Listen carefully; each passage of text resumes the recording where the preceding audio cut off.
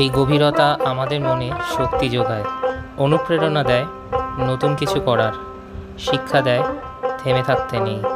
তাই না থেমে চলেছি এক জলচর প্রাণীর খোঁজে, ইরাবতী ডলফিন। চিল্কা ভ্রমণের তৃতীয় পর্বে সেই ডলফিন দেখার আনন্দ তোমাদের সাথে ভাগ করে নিলাম।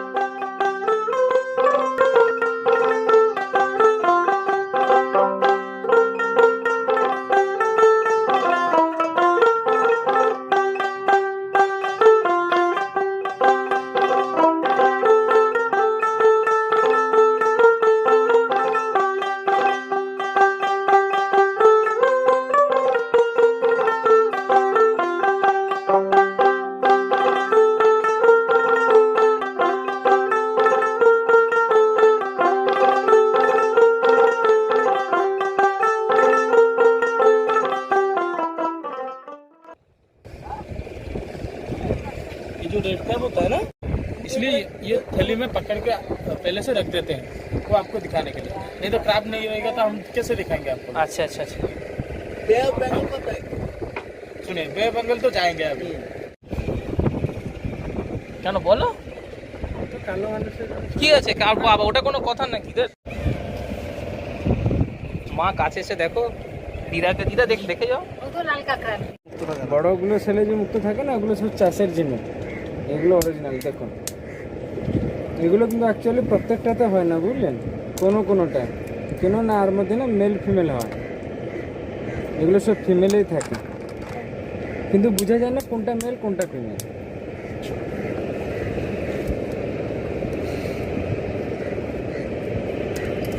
অ্যাকচুয়ালি মুক্ত কীভাবে তৈরি হয় জানছেন?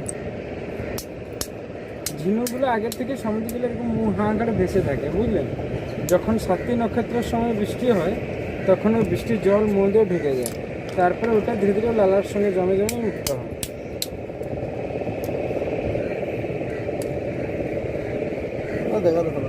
এই যে এইটা তো আছে, দেখো কী করে না, যার মধ্যে থাকে না, এটা চাপলে শক্ত লাগবে, তখন বোঝা যাবে ওর মধ্যে।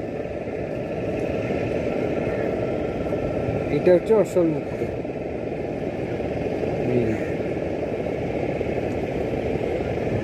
এটা চন্দ্রমার জন্য ধারণ করতে হয়, শান্তির জন্য। ভিডিও করো না, এগুলো সবাই ধারণ করতে পারে, এগুলো ধারণ করার জন্য কোনো রাশি আবশ্যক নেই, বুঝলি।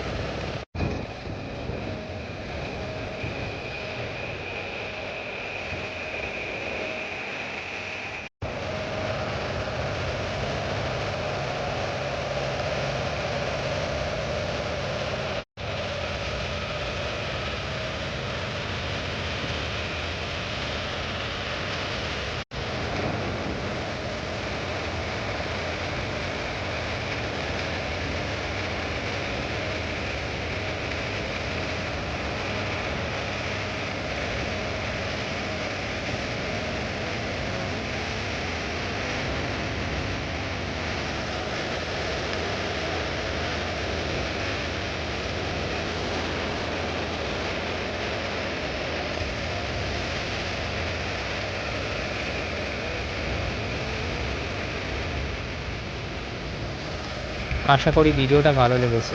আর যদি ভিডিওটা ভালো লেগে থাকে তাহলে লাইক, শেয়ার আর সাবস্ক্রাইব করে দিও। সঙ্গে থেকো। নমস্কার।